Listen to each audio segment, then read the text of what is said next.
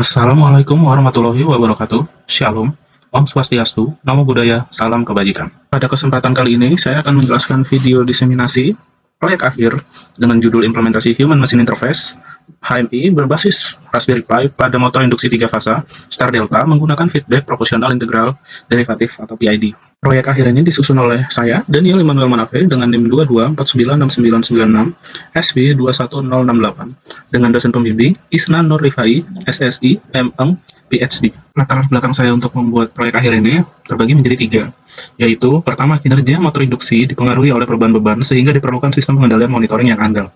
Lalu di sini HMI digunakan untuk monitoring dan pengendalian motor secara real time, namun umumnya masih terpusat dan kurang fleksibel untuk pengembangan sistem.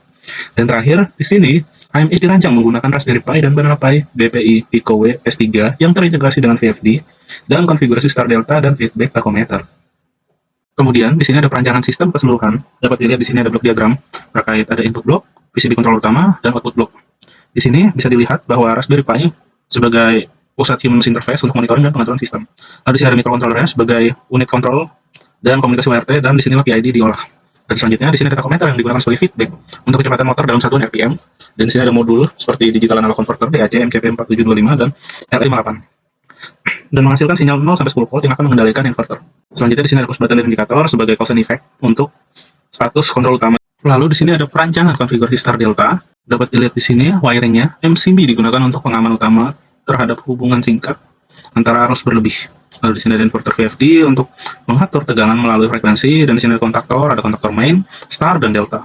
Di sini kontaktor berfungsi untuk sebagai perpindahan mode operasi normal. Lalu di sini ada overlay relay yang sebagai proteksi motor dari kondisi beban berlebih. Selanjutnya di sini ada timer untuk perpindahan otomatis dari Star ke Delta. Dan terakhir ada push button start and stop digunakan untuk pengoperasian sistem, dan lampu indikator Star dan Delta digunakan untuk menunjukkan status operasi motor. Berikut dapat dilihat realisasi konfigurasi Star Delta di sebelah kanan. Next, juga di sini ada perancangan PCB controller terkait dengan desain skematiknya. Lalu di sebelah kanan juga ada realisasi PCB controller utama. Kemudian di sini lanjut ke perancangan program kendali PID. Pada program kendali PID ini harus diubah dari state continuous ke discrete sehingga dapat dibuat menjadi suatu program. Dapat dilihat di bawah kanan ini adalah hasil dari mengubah dari rumus PID continuous menjadi PID discrete dan dibuat secara program untuk masuk ke microcontroller dengan framework C++.